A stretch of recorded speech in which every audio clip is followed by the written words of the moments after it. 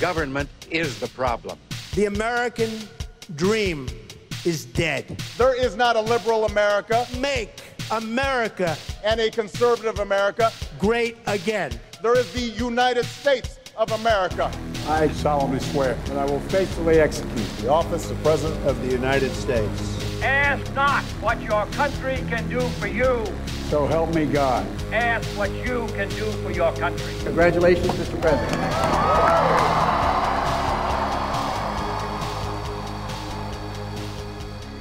Bonjour et bienvenue dans 50 States, un podcast en 50 épisodes, 50 numéros pour parler des 50 États qui forment l'Amérique. Alors que la présidentielle américaine est lancée, on a voulu plonger dans ce pays immense, un pays dans lequel on prononce la lettre S à la fin des États comme le Texas avec un S ou le Kansas avec un S.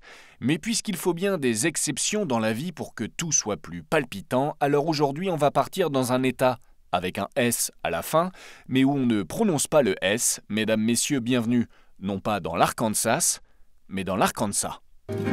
Oh Arkansas, oh Arkansas, Arkansas, USA. L'Arkansas, c'est 3 millions d'habitants, une capitale, Little Rock, et un surnom, The Natural State, l'état naturel, car ses paysages semblent avoir été épargnés par l'homme. Have you ever marveled at the beauty of a diamond fresh from the earth or the majesty of a powerful waterfall? Welcome to the breathtaking natural wonder that is Arkansas. L'Arkansas, un état célèbre dans tout le pays grâce à un homme, une voix et une guitare. C'est ici, en effet, dans la petite ville de Kingsland, qu'est née la légende de la country, the one and only Johnny Cash. Hello, I'm Johnny Cash. And I'm glad to see you, neighbor. Yes, I'll admit that I'm a fool for you. 'Cause you're mine, I walk the line. L'Arkansas, célèbre pour Johnny Cash, célèbre aussi et surtout pour un certain William Jefferson Bliss III, que vous connaissez mais sous un autre nom plus simple à retenir, Bill Clinton, le 42e président des États-Unis. I will do my best, and together we will build that bridge to the 21st century. Thank you, good night, and God bless America. Thank you. En 1992 et 1996, quand il a fallu voter pour élire le président, l'Arkansas a évidemment voté pour l'enfant du pays, l'Arkansas a voté pour le démocrate Bill Clinton, mais ce fut une exception car sachez-le, le reste du temps, l'Arkansas vote toujours et massivement républicain. Arkansas, great state. How did I win Arkansas by so much? I don't know. Ce qui est incroyable avec l'Arkansas, c'est que cet État a bien failli disparaître un jour de juillet 1980 à cause d'une clé à molette et d'un missile nucléaire. Il aurait donc fallu baptiser ce podcast 49 States et c'était tout de suite moins bien. Heureusement, la catastrophe a été évitée, l'Arkansas est toujours là, mais c'est une sacrée histoire qu'il convient de raconter.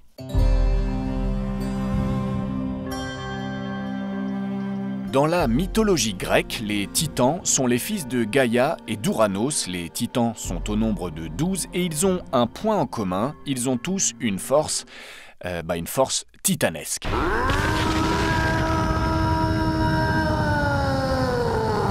Dans la politique militaire américaine, les titans sont des missiles intercontinentaux et ils ont tous un point en commun, ils ont une force titanesque.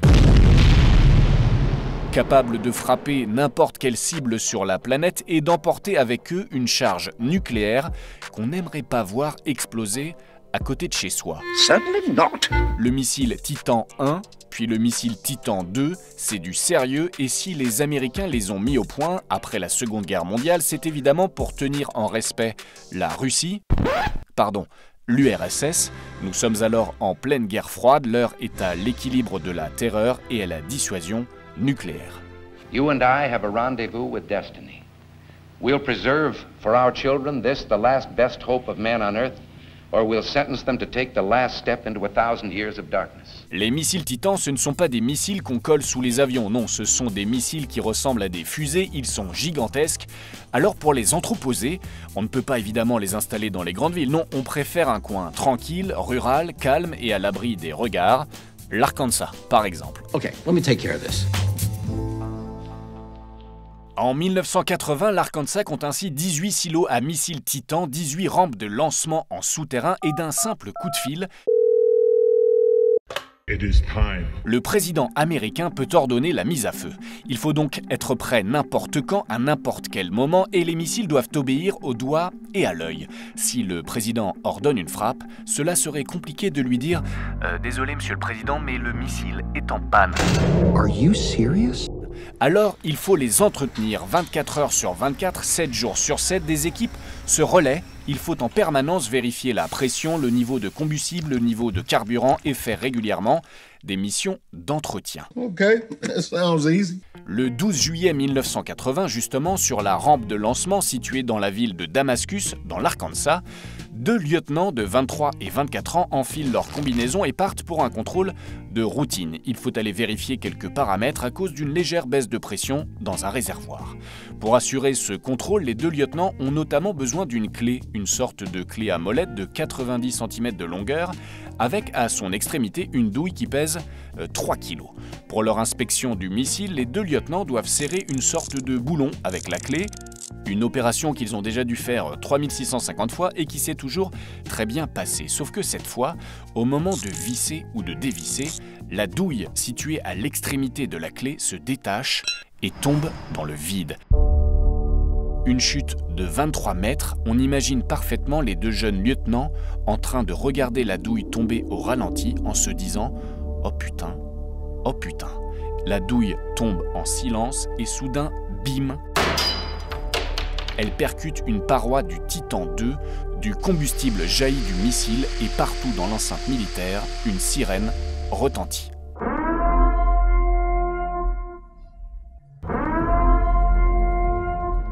Chaque étage du missile a 2 compartiments, un pour le combustible, l'autre pour le carburant. Même si vous n'avez pas été très bon en physique-chimie à l'école, vous comprendrez rapidement que si les 2 sont séparés, c'est parce qu'il faut qu'ils soient séparés et que si les 2 se mélangent, ça peut exploser.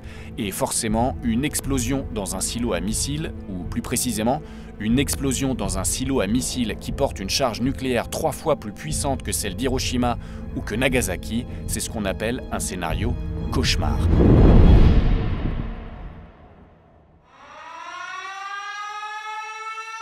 Il faut donc évacuer la base militaire, évacuer toute la zone alentour. Le lendemain, rien n'a encore explosé, même si tous les voyants sont au rouge, on envoie quand même une petite équipe dans le silo pour voir ce qu'on peut faire. Mauvaise idée, le site explose, 1 mort, 21 blessés, un cratère de 75 mètres de large, le couvercle du silo, la porte d'entrée quoi, lourde de 232 tonnes, est projeté en l'air comme un simple bouchon de champagne.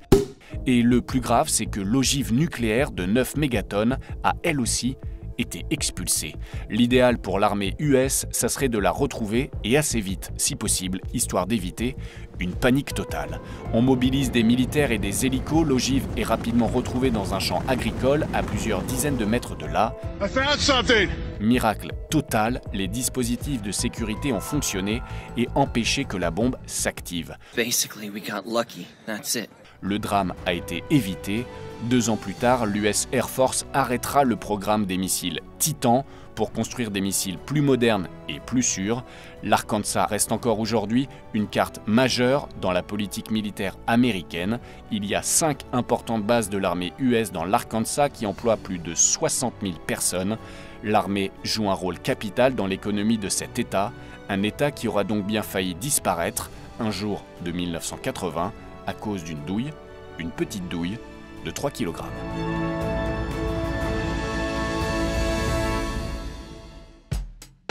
Pour mieux comprendre et mieux connaître l'Arkansas, on a fait appel à un journaliste qui a presque coché la case des 50 États puisqu'il a été correspondant pendant 5 ans dans ce pays immense. Parmi les États qui l'ont marqué figure donc l'Arkansas. On remercie Gilles Boulot d'avoir pris le temps entre 2 présentations des journaux de 20 h de TF1 pour être venu se poser au micro de 50 States. Bonjour 50 States, ici Gilles Boulot, grand amateur d'un État extraordinaire aux États-Unis, l'Arkansas. L'Arkansas, c'est devenu pour les Américains célèbre il y a une quinzaine d'années, pour une bonne ou une mauvaise raison. C'est qu'une famille, c'était les tout débuts de la télé-réalité. La famille qui s'appelait Duggar, forcément très chrétienne, ignorant des choses comme la contraception, des choses comme ça, a fait un enfant, puis 2, puis 3, puis 4, puis 5, puis 6, puis 7, puis 8, puis 9, puis 10, puis 11, puis 12, puis 13, puis 14.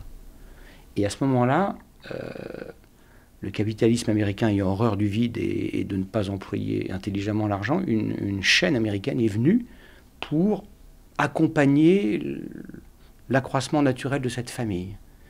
Et donc ça s'appelait d'abord 12 and Counting, puis 13 and Counting, voilà. Donc, et je suis allé chez eux quand ils en étaient au 14e ou 15e enfant. Je me souviens d'une photo de famille dans leur maison. Et donc en fait, donc il y avait un self, ils ne pouvaient pas manger énormément, il y avait un self, il y avait un minibus qui leur avait été offert par je ne sais quelle congrégation pour aller à la messe. Et je leur dis, mais quand vous êtes fatigués de nourrir les 14 enfants, où allez-vous? Ben, on va dans un excellent resto italien dans la ville d'à côté qui s'appelle The Olive Tree, qui est en fait une chaîne. Donc il n'y a pas plus d'olivier que de cuisiniers américains, truc. Et donc on arrive avec notre minibus, on tourne la séquence, enfin ça n'en finissait pas, du grand au tout petit. Et Madame Duggar était enceinte de son 15e ou 16e enfant, je me souviens à l'époque. Et on arrive... Et en fait, tout était bouilli, et ce qui n'était pas bouilli était frit, et rien n'était italien. Et ils trouvaient ça absolument délicieux. Et on les a invités, ils trouvaient ça d'une incroyable générosité. Et vous repartez. Ce que ça dit, c'est que le fait de manger, de partager, ce moment-là n'a aucune importance.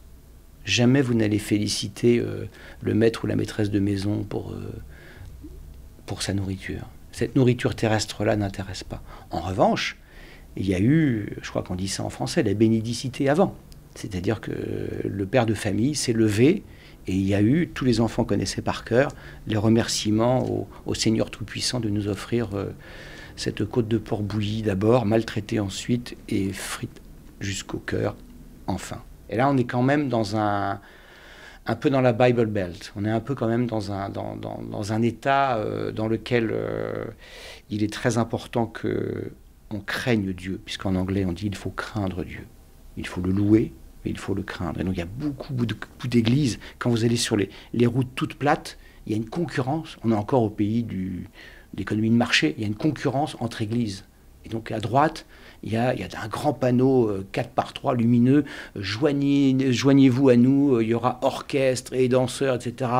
Pour l'office samedi soir. Puis à droite, il y a les baptistes du Sud. Mais non, venez chez nous, c'est beaucoup mieux, le pasteur X ou Y est beaucoup plus enjoué. Et donc il y a une concurrence des églises, et le dimanche, c'est extraordinaire pour un reporter européen que d'aller dans ces bourgades-là, tout est vide. Et il y a des centaines de voitures devant chaque chapelle.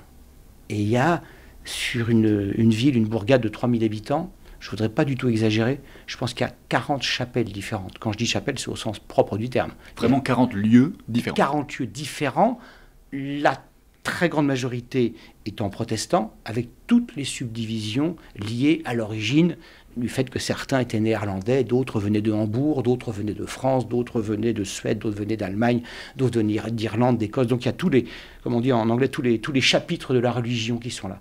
Et c'est quelque chose qui scande la vie dans ces régions-là. On vient de l'entendre, dans l'Arkansas, comme partout aux États-Unis, la religion est présente, très présente. Trust in the Lord with all your heart. Cela se voit jusqu'aux billets de banque sur lesquels figure cette inscription « In God we trust ». En Dieu, nous avons confiance. Les billets verts, le dollar américain, le business, c'est d'ailleurs une autre forme de religion américaine qui prend de l'ampleur juste après la Seconde Guerre mondiale. À la fin de la guerre, l'Amérique monte sur la première marche du podium et regarde les autres pays de la planète en disant « Voilà, c'est fait, la première hyperpuissance de l'histoire, c'est nous, les États-Unis. » Tens of thousands of proud American flags dotted the square, and as the day wore on, hilarity reached a high peak. Et pendant des années, l'Amérique va être riche, très riche, l'économie US explose et le pays entre à pieds joints dans l'ère de la consommation de masse. Dans les grandes villes, l'argent circule, on investit, on dépense, ça brille, ça claque, ça époustoufle. Mais un homme estime que cette société de consommation qui se développe est un peu trop concentrée dans les grandes villes et qu'il faudrait donc l'élargir dans les campagnes et les coins un peu plus reculés. Sure, why not? Cet homme s'appelle Sam Walton et son objectif, c'est d'ouvrir des grands magasins dans des petites villes où les gens pourraient trouver de tout, mais à des prix imbattables. Sam Walton a trouvé la ville idéale pour sa première tentative, Rogers, dans l'Arkansas. 5000 habitants, ni trop petits, ni trop grands, juste ce qu'il faut. Welcome to the good place. Avant d'ouvrir ce magasin, il faut trouver un nom pour la boutique. Alors Sam va prendre la première syllabe de son nom de famille. Il s'appelle Walton, ça sera donc Wal. Et comme il se lance dans le marché, et que le marché en américain, ça se dit market, en bidouillant un peu, ça donne Walmart. In 1962, Sam opened his first large discount store under the Walmart name in Rogers, Arkansas. La première boutique ouvre donc à Rogers, dans l'Arkansas, au 719 Walnut Avenue. Nous sommes le 2 juillet 1962 et Sam Walton est ravi puisque 500 personnes font déjà la queue avant l'ouverture. Quand les portes s'ouvrent, les gens se pressent dans les 22 départements du magasin, bijoux, livres, vêtements, produits capillaires, jouets, chaussures et rapidement de la nourriture. Ici, vous trouverez de tout, c'est ce qu'on appelle la grande distribution. On trouve de tout, oui, mais moins cher, car chez Walmart, on a un mot à la bouche, c'est le mot « discount ». Walmart's Super Inflation Buster Sale blasts through the inflation barrier with big discount savings on hundreds of everyday items. Et pour que les clients se sentent bien, qu'ils se sentent chouchoutés, le patron a très sérieusement mis en place une règle pour ses employés, la fameuse règle des 10 pas. C'est simple, très simple. Quand on travaille chez Walmart, il faut prêter un serment dont voici le texte. Je promets que si un client se trouve à moins de 10 pas de moi, alors je dois lui sourire, m'approcher de lui, le regarder dans les yeux et lui demander « Bonjour, en quoi puis-je vous aider aujourd'hui ?» Rule number 1, smile all the time. You want to greet people with your beautiful face. Rule number 2, say hi to all customers. Hi, welcome to Walmart, happy to help. Et c'est ainsi que chez Walmart, vous aurez toujours quelqu'un qui viendra vous dire bonjour déjà à l'accueil du magasin, mais aussi donc à l'intérieur du magasin.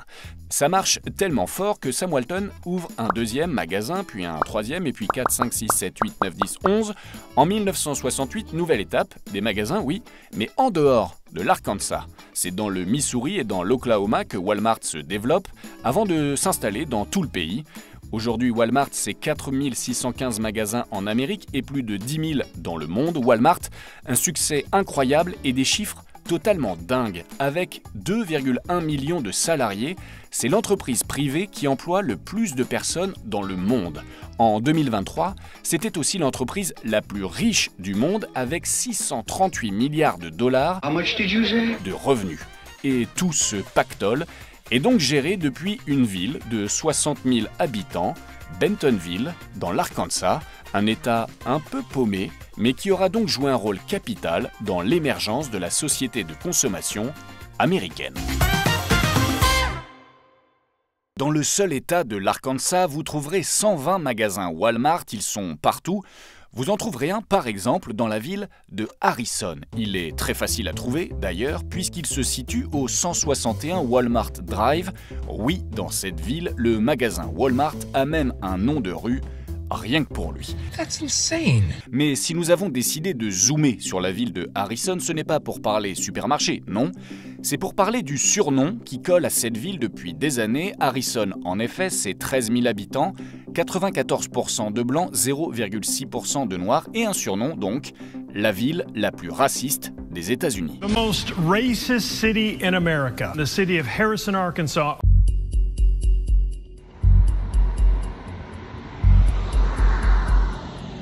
Sur le bord de la route à Harrison, comme partout ailleurs dans le monde, vous pouvez voir des panneaux publicitaires. Sauf que sur ces panneaux publicitaires, on pouvait lire jusqu'à très récemment des choses assez dingues, comme par exemple un panneau jaune avec écrit en noir et en majuscule « Le mot diversité, c'est un nom de code pour génocide de la race blanche ». Ou encore « Antiracisme, ça veut dire anti-blanc ».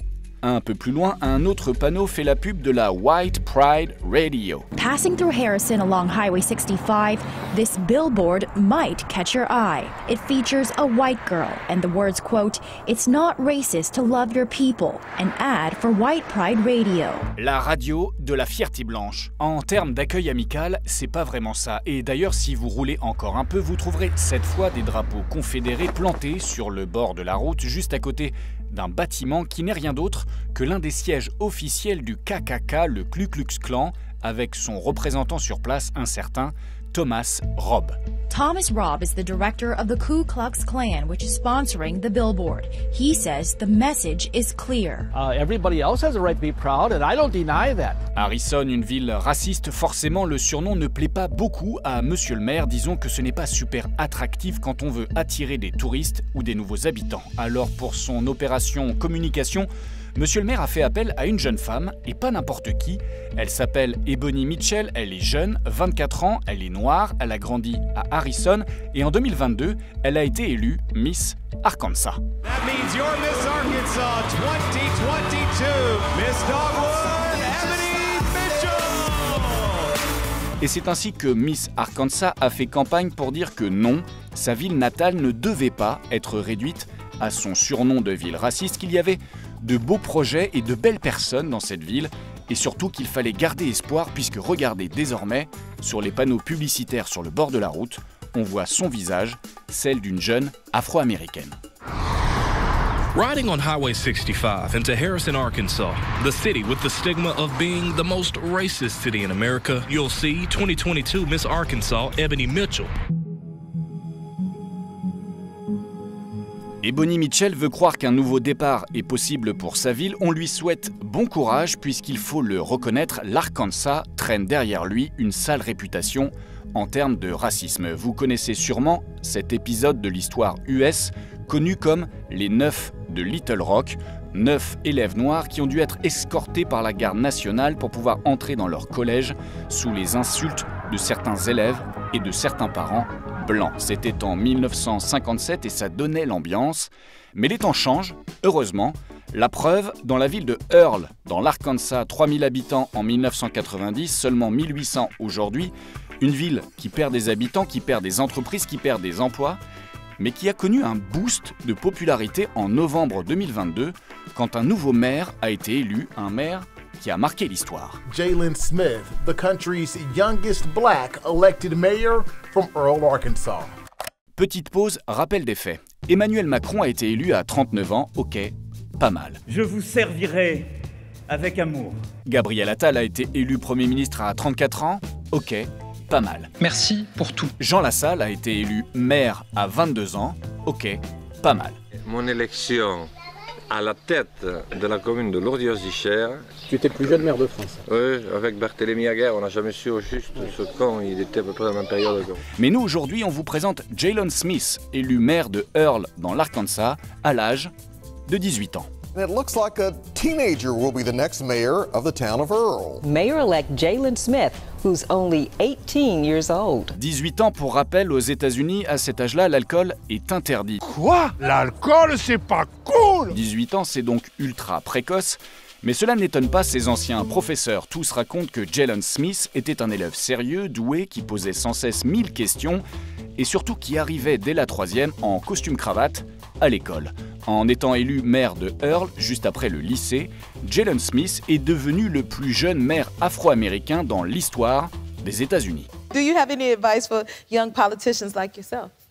Well, the advice I want to give them, if your heart desires to make a difference in your community, no matter what age you are, I want you to do just that. Jalen Smith est un maire démocrate, son programme est assez classique, rien de révolutionnaire, des emplois pour les plus jeunes, plus de moyens pour la police, réparer les rues de la ville, investir dans l'éducation. Le 30 avril 2023, il posait fièrement en photo à côté de la vice-présidente Kamala Harris, qui ne tarissait pas d'éloges sur ce jeune phénomène de la politique US.